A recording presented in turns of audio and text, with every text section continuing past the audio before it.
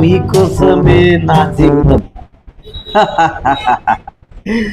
మీకోసమే అప్పుల పాలైనా, మీకోసమే నా జీవితం. గిరి గిరి ఏందిరా నువ్వు ఇట్టు తయారైనావు?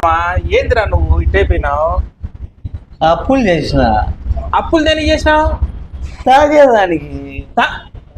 తాగనీకి అప్పు చేసినావు, అప్పు ఉందని మందు తాగుతున్నావు. అబ్బా, నీ ఇలాంటి వాడి ప్రపంచంలో ఎక్కడా చూసిందాం రా. ఇదే కూడా ఇదే వస్తే ఎంజాయ్ మామా నువ్వు కూడా.